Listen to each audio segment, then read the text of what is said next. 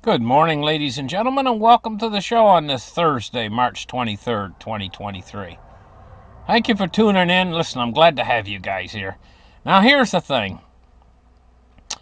The math behind deposit insurance and why it's the beginning of the end. They have to insure everything. If these bankers out there in these banks, they make malinvestments or whatever, and what if they let them go down? Well, they're holding your money. They're holding company money for a lot of companies and stuff, big companies and stuff. So if they don't pay when the bank goes down, then a lot of these companies and stuff will go bankrupt. Then people would get out of work. The companies would go under, and these are companies. All companies out there, all bank with some bank. They all do. And so if the banks start to fail, companies start to fail, and the whole system starts to collapse, because as these people lose work, then their pay doesn't extend into other companies that rely upon them. It's all interconnected. It's all interconnected, guys. And what this basically means is the bankers out there are doing a number. And what I mean by that is going all the way back to 2008 when they bailed out the banks, they were bailing out their malinvestments, supporting them, and they never sent any of them to jail. They never prosecuted any of them. They never did anything to them except make them rich and bail them out. And so this has become a standard now, that the banks can do whatever they want. They can basically make malinvestments. If they win, fine, they make money. But if they don't win, oh, we're backstopped by the Fed. And they've been doing that for years now, going all the way back to 2008. And they know this, the bankers do. So they're out there having a field day. Investing things like the money in your pension accounts and so on. But they'll always have to bail them out, because what's the opposite of this? What if they don't pay off for the deposit insurance and stuff when the banks get in trouble? Well, all these companies and stuff would go under. Sink. The system would basically sink. And it could spread with what's called contagion. And it could go into a deflationary funk, the whole entire economy. And this is very fast. Deflation works fast. So we got a flawed financial system now at this point. The Fed is trapped, and there's no actual way to fix it. So we're waiting now for the next shoe to drop. Well, just let me tell you guys a story, Say there was this imaginary planet out there called Xenon. And the Xenonites, they lived in the north and south of the planet with two big continents. A continent to the north, a continent to the south. And the people that lived to the south, they were short and stocky and very strong and very smart. And the people that lived to the north, they were long and slender. And they were very smart too. And it was easy to tell the difference between a Xenonite from the south and a Xenonite from the north. You just look at them, the way their body is shaped. Okay? Well, they didn't get along. The north didn't get along with the south very well, And, the Xenonites in the north, they came up with a plan.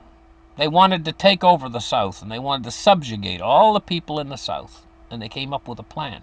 But they knew that if they attacked outright and directly, that the Xenonite people that lived in the south had weapons that you wouldn't believe that could just annihilate the entire planet. And, well, so did the people of the north. They both had these massive weaponry.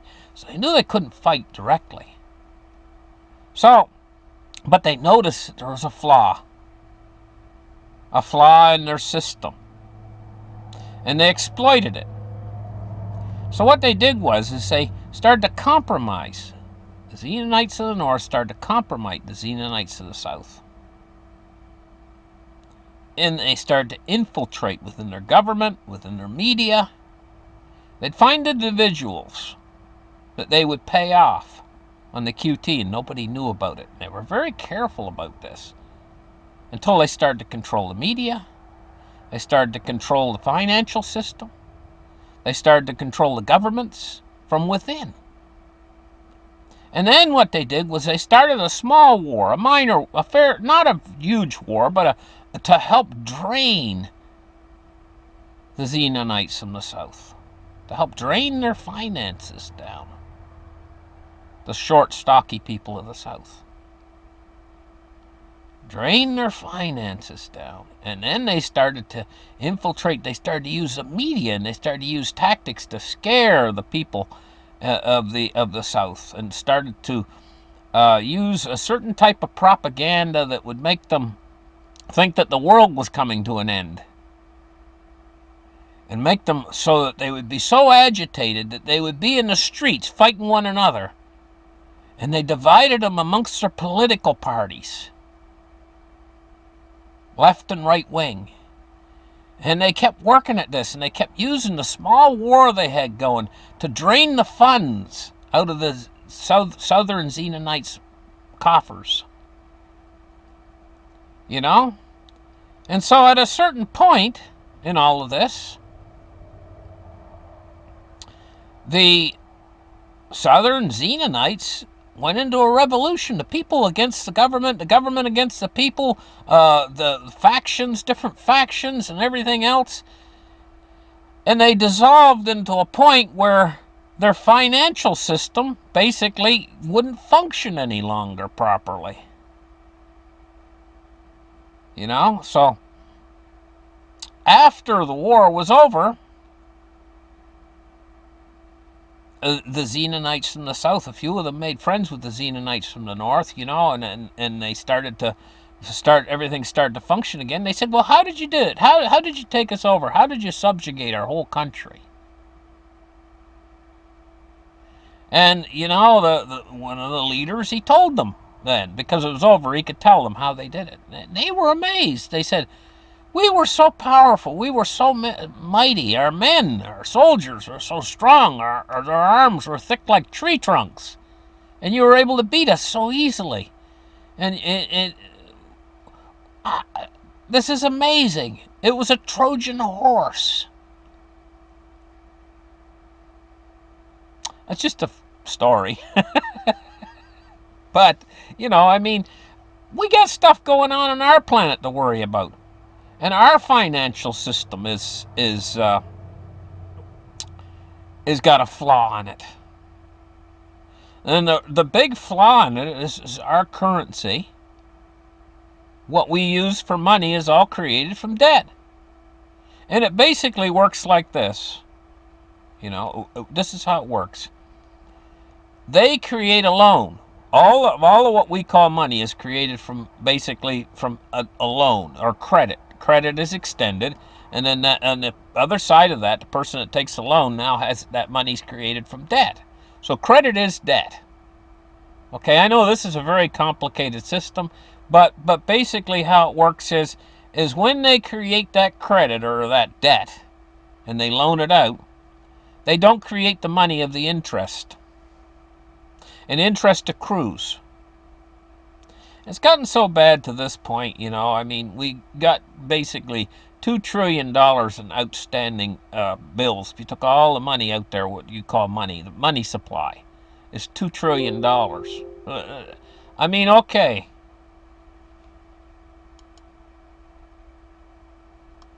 That sounds like a lot. $2 trillion, you know? But the banking system has $20 trillion in it of Americans on deposit. You know? So where are they going to get the $18 trillion if everybody goes in and wants their money? The answer is the banks don't have your money. They don't even have a fraction of it.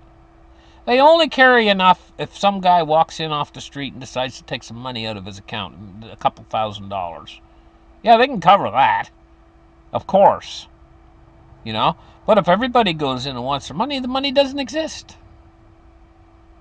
And now fractional reserve banking isn't even fractional reserve banking anymore. They don't even have to keep a fraction of the reserve on reserve. Used to be 10%, which at least would be a help if everybody come in and wanted their money. Oh my gosh. It's absolutely astounding how much trouble we're in. And now we're waiting for the next shoe to drop, basically, within the banking system or the housing market or the auto loan market. Because we are in a 2008 financial crisis, similar to the 2008 financial crisis, but with about 4 times more intensity to it. And these things take a little while to play themselves out. They just don't play out like... Everybody thinks everything's fine right now.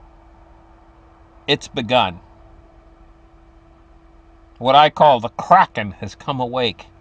The Leviathan, the monster, has come awake. And I mean, you guys are all going to know it pretty darn soon. Anyway, let's get in there and take a look at the markets, you know. I'm going to tell you what, the dollar's going to zero. It's going to go from hero to zero. And this is why we're seeing precious metals start to take off. 23.12 for silver today. You could have had it for 18 just a couple months ago. I was telling you guys, buy it. I said, well, don't worry. I said, don't worry about the premiums. I said, it's great. You know, now it's up $5 from there. But this is just the start, still the ground floor. Because I'll tell you, just like I was on here telling you guys when it was 18 bucks, I was telling you guys when it was 14 bucks. I remember telling you guys when it was 13 bucks. And there wasn't hardly any premium back then. Okay, but I'm going to be on here telling you guys again when it's about $32. Right? And then I'll be telling you when it's $50. Telling you when it's 100, when it's 200. So if you kept your money in dollars, okay, your dollar would still be worth exactly $1. But you buy your ounce of silver right now for, I mean, with premium, it'd still be probably under $30. Okay?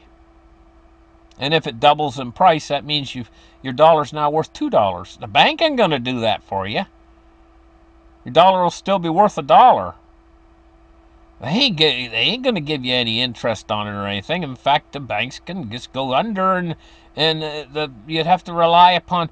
And how does that work anyway? They say they're going to make everybody whole again. Okay, so your bank goes under. It is closed. You go to use your debit card you had from that bank, and it don't work. Because your bank just went under. Your credit cards don't work. Nothing works. They say, oh, your money's safe. But where in the hell is it? You go into the bank, the door's locked. So you start calling on the phone. You try to find out how you can call up the FDIC to get your money back. I don't even know. I wouldn't even know where to start. Would you guys know where to start? Think about that for a minute. Would you guys know where to start? Say you guys got $10,000 in the bank right now. Okay? And your bank goes under next week. Along with all these dozens of other banks. They tell you, oh, it's safe. The FDIC is going to cover you. Okay? But your bank's closed. Now, what do you do? How do you contact the FDIC? How do you get them to make you whole again? What sort of arrangement? What kind of hoops are you going to have to drive? I mean, I don't know what the process is. For all I know, maybe you have to get in contact with them and wait weeks or months. They send you a big heap of paperwork or something, whatever. I'm just guessing at all that. I don't know for sure what the process is, but how do they make you whole? Do you guys know? Have you went through it yet? I don't want to go through it. I'd rather my bank stay working, but, you know, I don't keep a lot of money in there because I'm scared that's going to happen to me. You know, I'm scared they're going to just one day, then it'll be my bank that's gone under. Because the Canadian banks now are getting, all of them are getting in trouble. And tell me this, how is the FDIC going to cover all of this if all these banks start going on, something 186 of them? And maybe it'll extend over even to the bigger banks later. And yeah, they're going to bail them all out. But how are they going to do all that without creating massive inflation, if not hyperinflation? I just don't get it, guys. I just don't get it. Anyway, silver's looking good at 23.13. We're going to check gold right now. Gold is $19.93. It's up $23.80. Taking a look at cryptocurrencies today. We're looking at a Bitcoin price of 28,534. So Bitcoin's looking good too. Ethereum's at 1827. The stocks now. Taking a look at the SP 500. It's 39.79. It's up 42 points on the day so far. Taking a look at, let me see if I can get rid of it. Anyway, taking a look at the Dow Jones today. Where's the Dow? 32,293. It's up 263 points on the day. Yeah, everything seems like it's all back to normal. That's because they flooded the banks with money that they needed, but it's only going to last a few months until the banks need it all over again. Because they just get all this money and they just enrich themselves, and then they come back to the Fed and we're broke again. We need to be fixed again. Nobody ever gets prosecuted. Nobody ever goes to jail.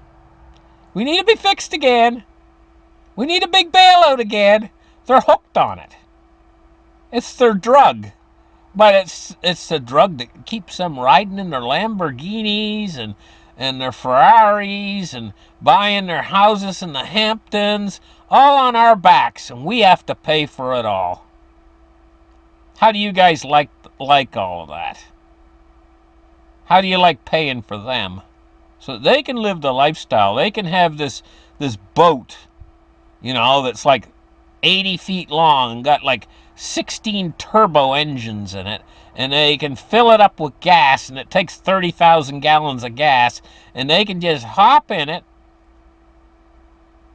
and cross the ocean in like 2 hours at speeds of 180 miles an hour.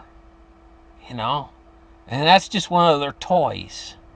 And you pay for it. While you can't get the money together to buy your kids some school supplies. You can't get the money together. Your kids got holes in their shoes. Is it fair?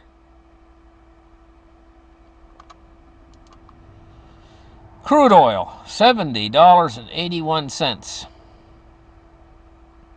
If everybody out there, if every single person out there were to speak up for the common, ordinary guy, the guy on the street, rather than support, what is there in our psyche? We always support the beasts.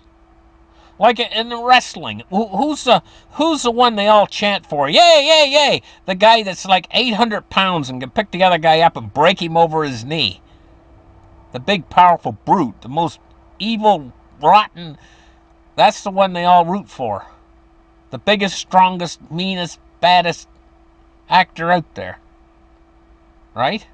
And of course I know that a lot of this wrestling is just they act that way, but they act that way because they're preying on a part of human psychology that's very deep and very dark. Maybe this is why we've had wars all the way through history, and we give our power over to the political structure, and they decide where and when we're going to go to war, and we all get massacred on their say-so. Just because they say, okay, now it's time for war, and we all fall in line. I think it was during World War II, they had that saying, yours, and they're talking to the ordinary guy out there, not to these political elites.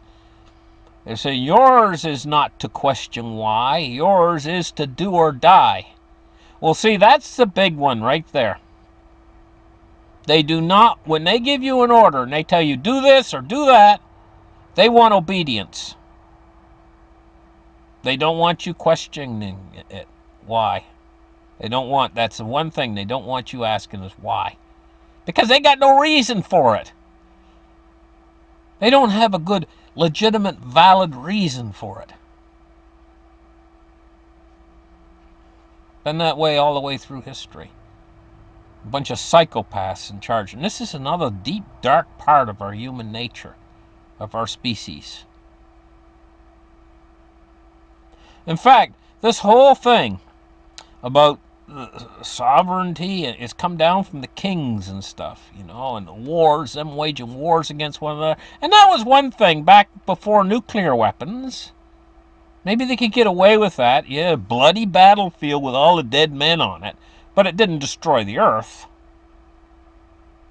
And still back home, the peasants or whatever, serfs and waifs were all still had their little farms and stuff, and they could revive the country, But, I mean, you go into a nuclear holocaust and you ain't going to come back from that very easily. Especially with all the radiation floating around. If you do survive it, you'll have a tumor growing out the side of your head. I mean, come on, guys. Bonds and rates today. The U.S. Treasury's mostly fallen, except for the 30-year. 30 years up 3 basis points at 3.72, and the U.S. 10 years at 3.45. It's the U.S. 10-year that you have to watch the most because it's where all debt's drawn off of. So it stands at 3.45 today. U.S. dollar index is at 102.21 and sideways today. Thank you guys for listening to my show. Like and subscribe, and we'll catch you guys in the next episode. Bye-bye.